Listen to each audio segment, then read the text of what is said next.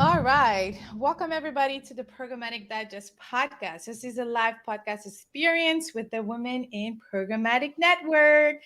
Hey, ladies. Bye. We're going to give everybody a hot second to join. I am joining on my phone to make sure that everything is Gucci. I've had some people ask me about. Okay, perfect. It is. Yay! Okay, cool. Looks like it's working from my phone. So, yes, thank you everybody for joining. Welcome to the live podcast panel. We're really excited to talk to these ladies today. The Women in Programmatic Network is an international group of badasses and unicorns in the programmatic world from different field, different background, and I'm super excited to talk to y'all about your experience in the programmatic industry and amongst other things. So, Amelia, do us the honor and introduce yourself to our listeners, and then we'll go to Jaden and Hannah. Cool, sure. So, hey everyone, my name's Amelia. I'm a programmatic manager here at MediaCom. So basically, I lead up a team for training and planning programmatically for a variety of clients across the UK and parts of Europe. So, yeah, that's myself. Hello. The name is Jaden Grant. I work at a company called Pubmatic. I work on the customer success team with a focus on our connected TV publishers. And I'm delighted to be here. Hi, I'm Hannah Beanland. I'm head of AdOps at Lab Bible. I started there about 6 months ago after a break publisher side. So yeah, super excited to talk to you today. I was actually going to ask you before we started recording how to pronounce it. I was like, is it LED Bible or is it Lad Bible? Yeah, no, it's Lad Bible. Lad Bible. And it's, even though it's called Lad Bible, we do have half the readers are women and half are ladies and half are men. So it's pretty even, yeah. Okay. So I love this panel because we have agency, vendors, so like ad tech represented, and we have brand represented, we would say. Yeah, so, I'd say ad tech agency and publisher. And publisher, there you go. Thank you. Yes, so cool. I'm super nervous to talk to y'all because you guys again are unicorns and badasses. So let's get into today's conversation. I think usually we talk about a specific topic on the podcast. We highlight trends, but it's here in the US rather. It's Thanksgiving week and people are busy, people are overwhelmed. So I figured, let me talk to them from a different perspective. We want to learn about your upbringing into the industry, how you got to where you were, maybe learn from your experience, and people on the podcast always hear me say implement from your learnings. And so Jaden, I would love to start with you and maybe learn a little bit more about how you got to where you are today, but make sure to highlight like some wins and some maybe not so wins so that everybody get to understand like a journey has ups and downs. It's not always perfect, but you either choose to let it defeat you or rise to the occasion. So would love to hear about you. My pleasure. Well, I guess to start, first of all, straight in with the not so wins. I moved to London 11 years ago, bright and sparkly from finishing uni. Was like, right, I'm going to go be a music industry manager. I'm going to work for Universal Publishing and I'm going to do what I want to do. So this was exactly what I thought my career was going to be, just being this badass music industry manager. As it turned out, I think about a year into doing it, I was like, this is not for me. I love music. I love going to gigs and all that kind of stuff, but it just wasn't something that I was really passionate about. So I took a bit of a break. I was working in a members club in Soho at the time, and I was working on the events team. And we had all these kind of companies coming in doing various events with us, such as the Drum. I'm guessing you all heard of the Drum, and we were doing another one for a data company. And I was kind of standing at the back of the room, and I was like, this data thing, I really like it. It's really interesting. And basically, I was reading all of this collateral they left behind, being like, I really like this data stuff. And then I was kind of Googling stuff, and then I learned about programmatic, and then I was like, this sounds really cool. Like I need to get on this. So I basically reached out to my network at the time, which was my friend network. And I knew somebody who was working in the industry. And I said, hey, look, any chance you can just get me in there for some experience and long story short, got in there for some experience. Off the back of that, then managed to kind of chat my way into the industry. And I guess here again, longer story short, 8 years later, I'm here talking from the Women in Programmatic Network on a programmatic podcast. So it was quite the journey. There's a book that I recently read called Squiggly Careers. Not sure if you've heard of it before. Two ladies called Helen Tupper and Sarah Ellis. And basically it just talks about how, these days careers, they're not just like you go from one step to the other or one industry or even one country to the other, which very much was kind of what happened to me, thinking I was going to be a music industry manager. And now ending up, doing CTV for Programmatic at the moment. So I guess my learnings from that were, first of all, accepting that, an idea you had of a career you might have might not actually be the one for you. Then I guess being badass and brave to kind of go reach out and say, look for other options. Don't be scared to ask people or reach out to a network and ask, any chance you can get me in for some experience? Because look, I'm probably the perfect example of, that being a success by just kind of being bold and reaching out and asking questions. So I'd say those would be my learnings. So I don't know if you did that on purpose, but you said bold ass, and I think I like bold ass better than badass. So I'm gonna take it with me. I don't know if that was done on purpose, but if it is, let's just say that was done on purpose because you're just that person. So bold ass. Bold ass is amazing, and I will make sure to use it for the rest of my entire life. So thank you so much for the intro. Hannah, how about yourself? How did you get to where you are? I need to think of a word now. I just need to beat like bold ass. I don't know how I'm going to do it, but I'm going to try and weave in something along.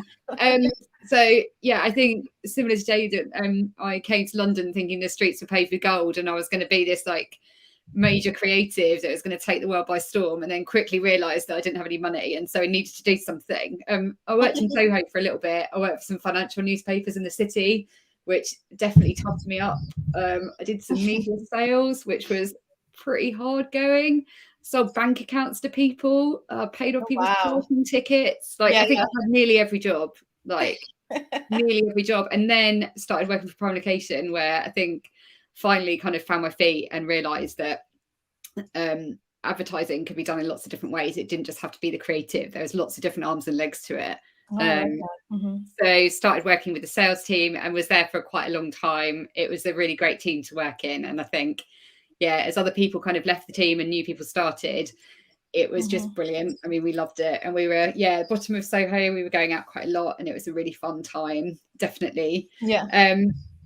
So after that I went to an agency. So making the flip from a publisher to an agency was kind of an unknown about 10 years ago. People didn't really do it. And even at the time when I started, people were a bit confused about how I would actually understand what was going on, because as a publisher I was at the other end of the journey, I suppose. I mean, that was great as well. Fab tea. I think I've been really lucky with maybe not with the selling bank accounts to people. That wasn't such a great team. But ever since then, since I've been in media, I've been in some amazing teams. I worked in a startup that was based out of New York. So I got to come to New York quite a few times, which was super fun. Incredibly hard work. And how you do a UK day and a US day in one day is quite a challenge, but managed to do that for a little bit, which was eye-opening. Then went back agency side, and now I'm a publisher again. So kind of moved, and I quite liked your analogy of kind of like wiggling around, but always in a kind of operations role, and always kind of with a focus. At the moment my focus is a bit more direct display, but always with programmatic lurking. And I do remember when the kind of the Rubicons and the Abmelds of programmatic kind of came to visit us, and we were sort of, this programmatic stuff is never going to work. Like, I'm working with these 12 networks, we made loads of money. We don't need any of this programmatic. And then like slowly creeping along. So until they're the behemoth they are today. So it's interesting to see the industry go from this kind of quite funny. There was a lot of lunches and a lot of drinking and a lot of handshaking. Oh my gosh, and then it all kind of like, we still have those things, but we're a bit more serious about it now, which is a good thing, obviously. I love it. I had a brief time in my life too where I had to sell something, and it was here we have like big grocery stores. It's like they sell from a wholesale perspective at to consumers directly, and it called Sam's Club. And I was supposed to be one of those people in Sam's Club with like a table and selling. Like on the one, I was like, oh no, I gotta go. This is not for me. This is not for me. So that's interesting. And when we talk about the jobs that you had to do it, that you're not. Yeah, I mean, I love my sales team now. They're fab, and they do such a great job, and they're so good at it. I am not that person, but I will absolutely help them. Whatever you need to help you sell, I'm right here. Like, know your strength. Love it. Know your strength. Go for it. Oh my gosh, Amelia. Yeah, so I had a bit of an interesting kind of like transition, I'd say, into the industry. So a lot of people don't actually know, but when I left school, obviously went to college. I didn't go to university. I ended up going to live in Spain for 4 years as a rep in hotels, and that kind of got me into like the marketing world to begin with, where I was helping kind of obviously distribute flyers and working on banners and that sort of creation, just to sell excursions and resorts. So I guess I've always been quite creative and into graphics and just into marketing and so forth. So that kind of helped with like the entry foundations. And then when I decided I had enough of living in Spain for 4 years, it helped me kind of get like an entry marketing role. And then from there, I kind of spanned across a couple of different areas.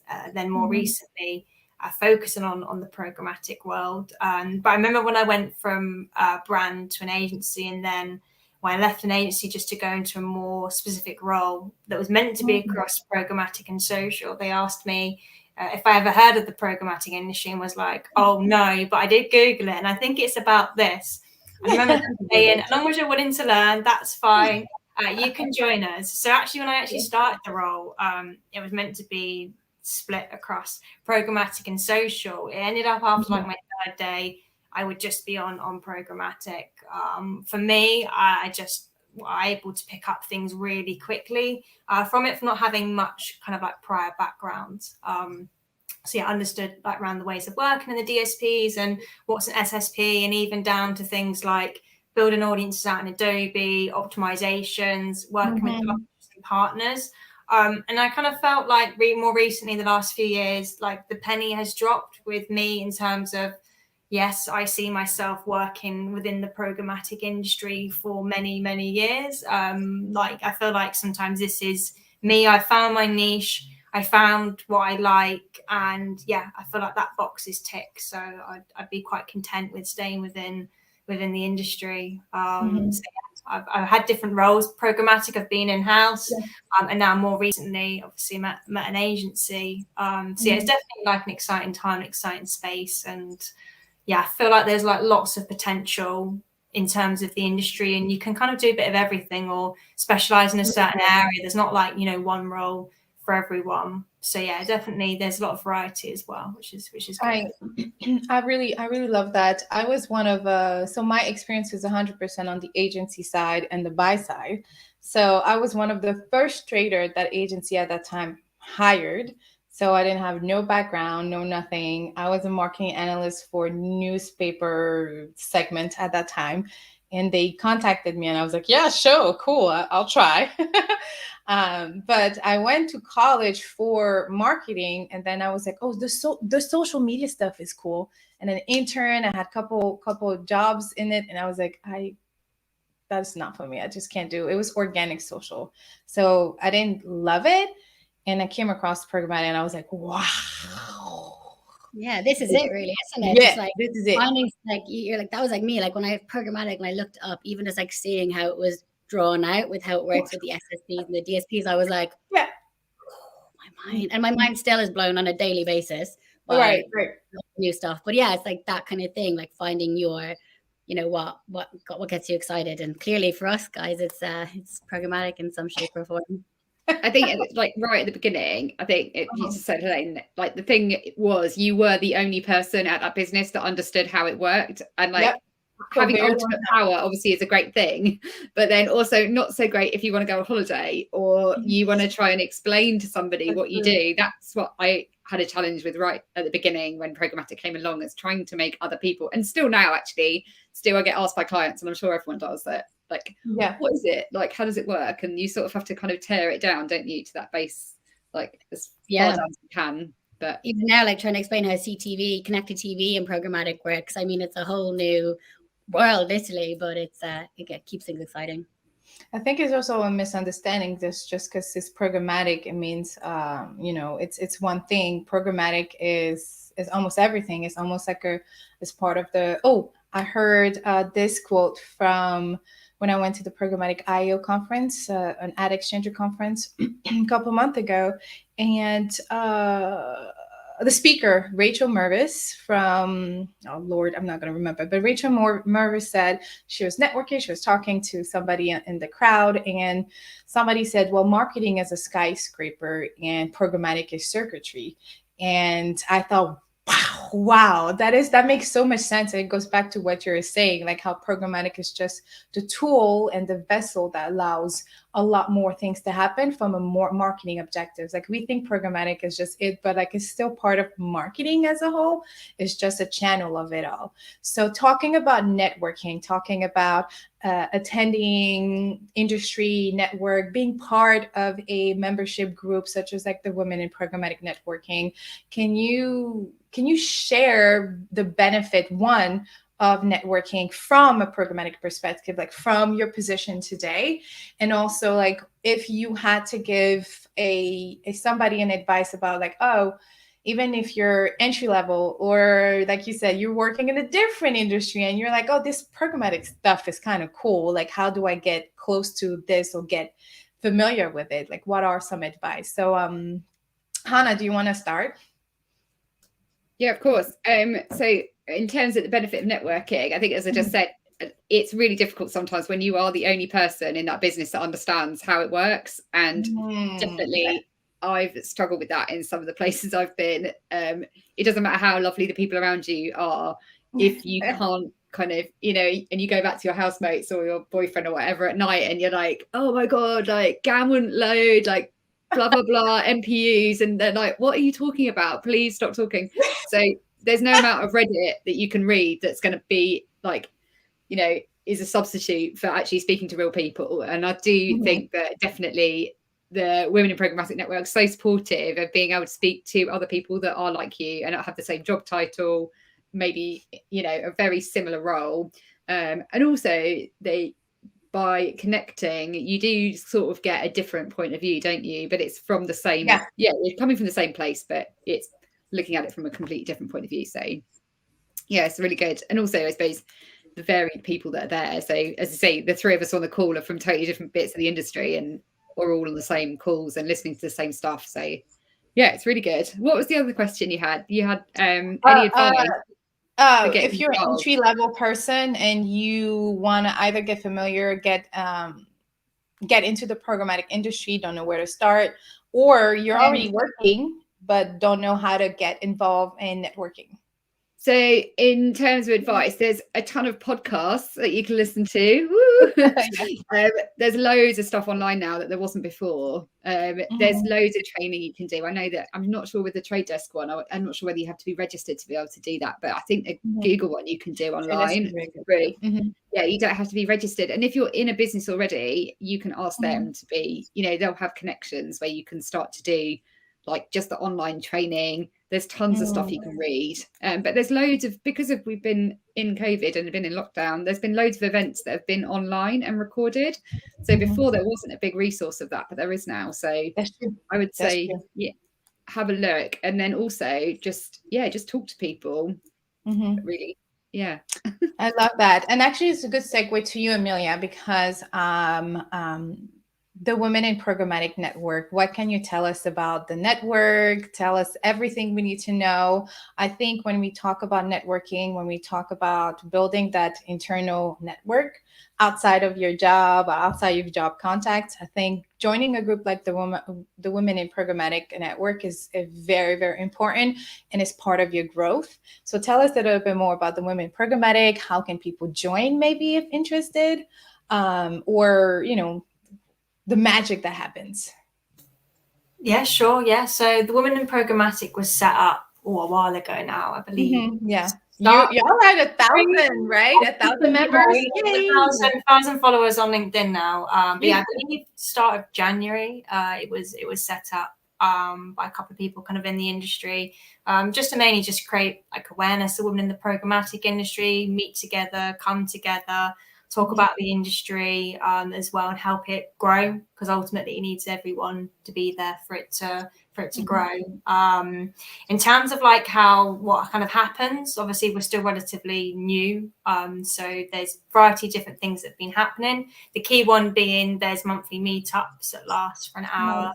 On a Tuesday, so everyone comes together, obviously virtually, across the UK and some parts of Europe, just to kind of listen about the updates, what's happening with the industry. We talk about a couple of things. So I know a couple of months ago we talked about like identity, just how we feel like in the industry. So yeah, there's always different kind of like topics and talking points. More recently, it's about a month ago now, it seems like a while ago, we actually did manage to all meet up in person. Obviously, COVID's eased quite a lot in the UK. So we actually, we met up and we had a drink. We talked to each other as well, which was nice. And yeah, just meet everyone and say hello. And yeah, there's going to be another meetup happening in January in person, I believe. So can't tell you dates, but I feel like I've seen something, so watch this space. In terms of joining, I'm hoping that you'll put that link into the comments to the Women in Programmatic Network website, because there is a form where you can sign up there. There's a UK and Europe one, and there's also APAC, which is being launched soon next year. But yeah, for the UK one, obviously that's the one that I'm on. But yeah, you can sign up if you want to or not. And then there's also the LinkedIn group to be part of as well. There's also like a WhatsApp group as well. You can be as active or as inactive as you want. Some people may just want to rock up, have a drink with someone in January and just be like, oh, hey, there's everyone in the industry, or like to see someone like whose path she would never meet. So yeah, obviously like Hannah is probably someone that I would never, I'd never cross paths with my day to day. But obviously I have from the Women in Programmatic Network, which is great because, she's someone that's had a lot of experience in the industry, which is super important for someone like me who's only just had over 3 years in programmatic industry. So there's a lot of things that I can and have like learned from other women out there, because it is like super mixed. Like anyone's welcome, from apprenticeship levels down to, CEO. It's also free. There are a lot of other things there that you got to pay for. It's all free. Like I give up my own time to help as well, and obviously all the board members and other regional leaders do it in their own time as well, which is definitely a thing to note about. But yeah, that's kind of the network. So yeah, feel free to join. Slide into the DMs if you had any specific questions. You got my name. You can find me on LinkedIn. I'll always reply. So yeah, that's the update on it. But yeah, lots to be revealed, I say, for next year in terms of hopefully some in-person events, COVID depending. So that's true. Before we get to Jaden, because I want to hear about the Bloom Network, correct me in a few seconds, but I think, folks, if you had to just stop the podcast right now, which I don't think why you would, but if you had, it's like the importance of network is in general is that you build a network, you build friendship, where you build potential partnership. You have no idea how many times I've reached out to my network for potential client needs, potential business development, to be a podcast guest, to be able to just connect and say, hello, how are you? How are the kids? How is everything? How can I help you? So it might not be something that might be beneficial on an immediate level. Sometimes it is, honestly. But you build up the network and you stay in touch with people and you make sure that you bring in value as much as they should bring value to you. LinkedIn is a great way to continue getting in touch with your network, but also joining a group like the Women in Programmatic Network is really important, because then honestly they do it for you. Like they bring everybody that has like a similar mindset, maybe the same values, or bring that diversity into question, which is really important. And you get to have a different perspective. So Jaden, I know you also you founded something, so I would love to hear about that, but also make sure you highlight like the benefit, like why somebody should consider joining a network network, or just like your network as well, or your group? Is it a group? Yeah, well, just before going on to talk about Bloom, I just want to as well just echo what Amelia said, related to the Women in Programmatic Network. I've been a member now, I think, since the beginning. And I think one thing that Amelia just mentioned is, like, for example, there was an event, a huge ad tech event a couple of weeks ago that, tickets are quite expensive and you wouldn't possibly have gotten a ticket through it for your company. So, for example, I was able to get a ticket to attend because I was part of the Women in Programmatic Network. And you just had to fill out a form and you got to go. And then when we went, we got to meet other women at the event, which was great. I know they're doing the same thing for an event that's coming up this week. And that's just, fantastic. It just obviously giving women the opportunity to be there, to be seen, and to have a voice in this big ad tech space has been great. So, yeah, I just wanted to still take some time to big kudos to the Women in Programmatic Network. I think it's fantastic to be a part of it. And yeah, just on the topic of networks, like you said, Ellen, so there's a group in the UK called Bloom. It's 11 years of age now as well. Wow. I've been a member, so they had their 10-year anniversary last year. So I've been a member. So I've been a member for 2 years now. It's possibly been the best thing that ever happened to me, especially during the COVID period. So Bloom, basically, fundamentally, they're all about championing the real voices of women within our industry, whether that being through like events. For example, they had a big Bloom Fest one-day event last week, which was fantastic. They have a mentorship scheme. Can't say that. Can't say that sentence. And they have a mentorship scheme whereby, for example, I would mentor somebody in the industry. They also have a co-mentoring scheme, which I'm also part of. So, say, for example, I get paired up with a male counterpart in the industry, and we'll meet up on a monthly basis and talk about gender disparity issues in our industry or whatever else comes onto the table. So it's been great. I think there's quite a few of the Women in Programmatic Network who are also part of Bloom. I know, Ellen, you're going to link it here, but I believe the membership opens again in February next year. So yeah, I think you touched on. I didn't found. I co-founded a subgroup within Bloom, which is called. Yeah, I wish I founded Bloom there. No, I'm pretty active within the network for just a number of reasons. It gives me so much more than I even give to it. So, but yeah, so I co-founded a subgroup within Bloom called Bloom Wombs, and essentially, as women in the industry, or just as women in general, there's so many different things you go through. Whether it's from period, menopause, IVF, miscarriage. There's all these topics that are typically quite taboo to talk about, and Bloom Wombs really just it's all about opening up the conversations for these women and giving them a space to talk about these things. So we'll do talks on endometriosis or fertility and all that kind of stuff. At the moment, there's a huge focus for me on and a group I have to set up, create like a framework for policies for women in the workplace. So stay tuned for that. Hopefully it'll happen soon. It's just obviously quite a lot of work, but yeah. It's just when you have the network then and having those people that you can have these conversations with is a big passion of mine. And yeah, so I think for me, networking in that regard has been great. Just opening conversations and having real conversations with real life people or on the internet. I love that because, and it goes into the next and final question I have before we close the podcast.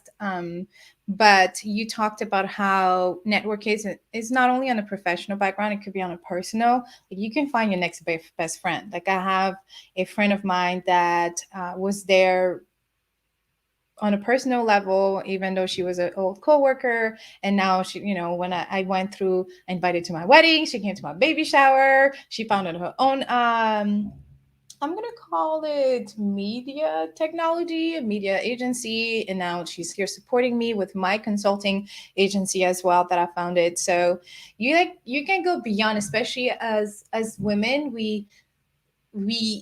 we don't need it, but having that support to let you know, like, hey, actually, like things are going cuckoo for Cocoa Puffs, and you're okay. Take some time off. Take a mental health for yourself. Like something inside, you're going through a lot outside of work, and then you're coming here and there's still more stress. So my final question here would be, how do you handle that stress? And even if it's not stress, but adversity in your day-to-day work, it would be really cool if you can just share maybe a use cases where you had to really come back and say, all right, like I need to take some time, and I was able to get back to my beautiful self by doing this, because we're going through a lot of burnout in our industry, a little bit included I'm going to say a little bit of that was led by the pandemic, but in reality, it was probably something that was always happening, and the pandemic highlighted that out loud. So, Hannah, how about you start sharing a little bit first, and then we'll go to Amelia and then Jaden. Yeah, so I think like as women, we put ourselves under enormous pressure to do, a lot more work than the person sitting next to us, which is sometimes, not always, but sometimes a man. And I suppose as I've got more senior in the industry, and I've only seen, there has been more women above me that I've seen, and looking at them as role models and trying to see how they manage stress, obviously it has changed as well, I think, over, like you say, over the last few years. But it is incredibly difficult not to do that. And as a working mum as well, I put myself under more pressure, I think. I love what you said about co-workers then. Like, two of my really, really good friends are co-workers from when I first came back from maternity leave that I met in the new company that I went to. And they say that I'm one of my friends, like, you're the only person I know that can fit 2 days into one. So I am really good at putting my phone down at the end of the day and shutting my laptop, but I am incredibly bad when I'm at work at trying to pack in as possible, because I know that when I get home, I'm not that, I can't be that person. And I suppose I've always been like that, but I'm really bad at, when I'm at work, condensing everything and doing everything I can. But then when I leave, that's it, and I don't do anything else. Like, work is over for me. So I am able to do that and separate it. Yep. I hear setting boundaries to differentiate, like you have to set boundaries between your day-to-day work and then your house and your home life, and which I think is super important. So I can set that boundary. That's completely fine. But the amount of work I'm doing while I'm at work, I have no boundaries, and I'm terrible at doing that. I need someone to tell me sometimes. My old coworker, who I really miss, he was brilliant. He'd be, just touch me on the arm, and I think it's time you go now. Like, because I wouldn't notice. I'd be getting quicker and quicker. He'd just say, it's time for you to leave. Go and have a walk. Go and have 5 minutes. So I think your co-workers are really important when you're that busy, to tell you. And I think during COVID, I haven't had that. I haven't had my friend sitting next to me telling me to just get off the phone and have 5 minutes. And so he will WhatsApp me now and tell me that way, and I will do the same to him. And so that's the way we get through it. That's great. That's great. Amelia? Yeah, so a good question. I'd say kind of like the main ways that I deal with that kind of area. So at the moment I'm back at home with my mum. So I've got the dog that does distract me, and obviously take my mind off things. So she's constantly needing attention, and she barks all the time on calls sometimes as well. So obviously I have to let her out and play with her and take her for walks at lunchtime as well. So that's helped a lot, break things up day to day. But I think it's super important just to take 5 sometimes. I think with me, I can't just that I know my mind's always whirring round. So I think sometimes it's good just to take that 5 minutes, quickly go for a walk outside. I'm really into making coffees. I'm a massive coffee connoisseur. Oh, snap. Okay. So I'm definitely making myself an oat cappuccino.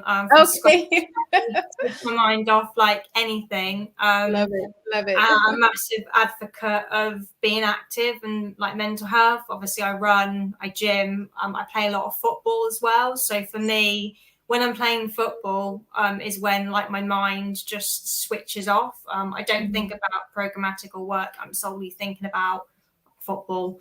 I also read quite a lot, and find reading for me just helps me like unwind and just forget about like everything, and just focus on that. So I have to like do something for me to like overcome things, just think about different things. I hear physical activities when in your way of like de-stressing, like you have to move your body. And that's been a goal of mine this quarter. I was like, no, at least 30 minutes a day, I'm going to move this body. I don't know what I'm doing. I'm going to move it. And recently we came across a YouTube channel where it's a French instructor. My first language is French. And she's doing like Zumba, 30 minutes, 20 minutes Zumba. And it's something I can include the toddler with me, like my 1-year-old and a half. And we're loving it. So like, that's my time with her to just connect. We don't always do it every day because, well, it's a toddler. They can only focus 2-3 minutes at a time. So I'm chasing more than I'm dancing, but I find it like, okay, this is our moment. She likes it. She hears, she sees her mom being active. So I like that. And also for my American listeners, football here is soccer. Don't play her. It's soccer. She's playing soccer. But Jaden, how about you close this conversation? I'm just laughing here because now I'm like, maybe I recognize Amelia from playing her on the football pitch, or sorry, the soccer pitch for the Americans. Because I also play soccer/football. So I play for an 11-side team and a 5-side team. Shout out to Franchester United and Hackney Parrots, if anyone's listening. Oh, no way. That's a maybe fun I played fact. Amelia on the pitch. Who knows? Oh, and actually speaking of dog, my one just decided he wanted to join. So he's hello. Gonna come and join. So yeah, I guess what I do, I guess, physically separate myself from the day-to-day work. So like Amelia said, I play football twice a week, which I just love. It's one of the best things, kind of that I'm quite a gregarious person, so just having that social element to it as well is really great for me.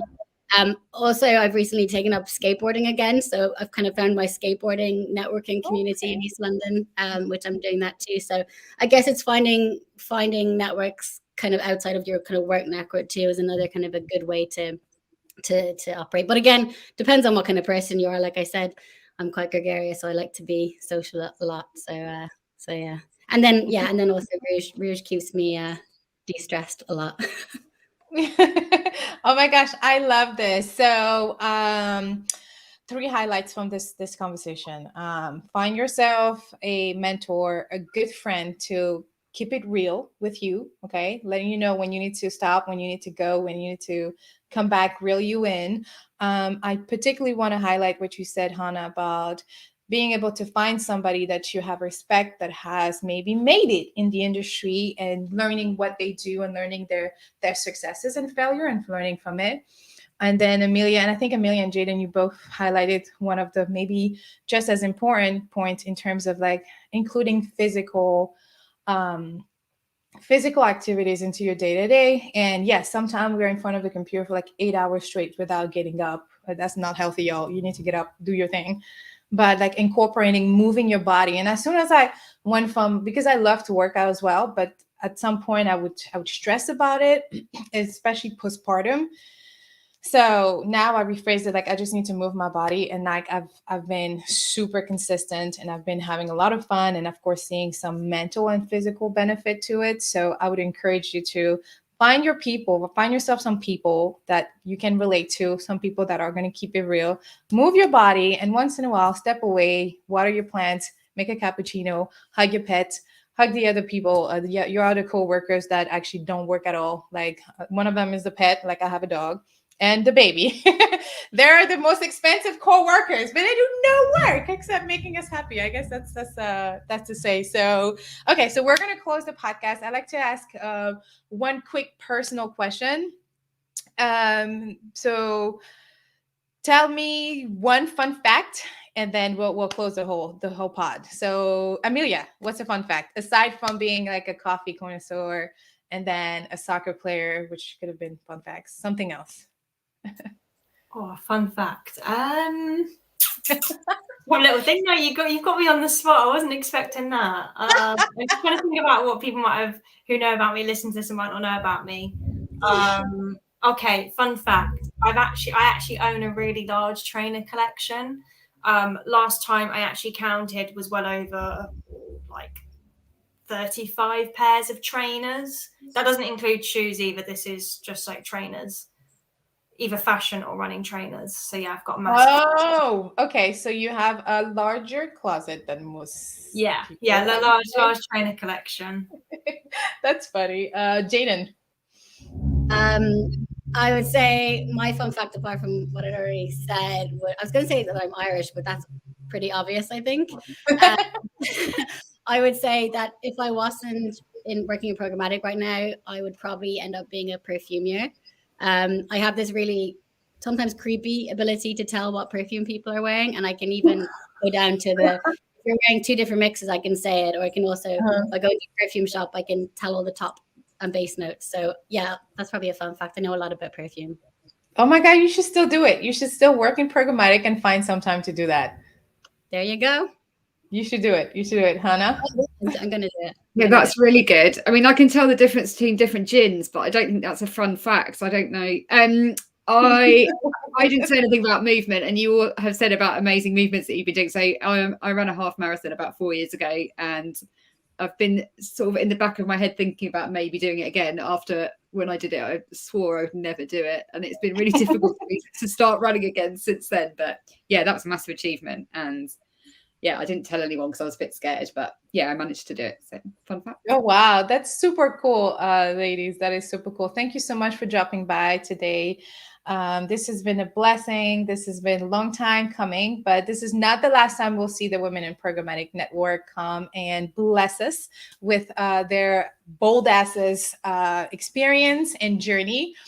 So if anyone had to reach you, it would be via LinkedIn. Can you guys quickly drop an email or let me know what to add in my show notes? But most of the ladies on the podcast right now are in the Women in Programmatic Network, so you can refer to them. I did drop the email while one of you was talking earlier. Here it is.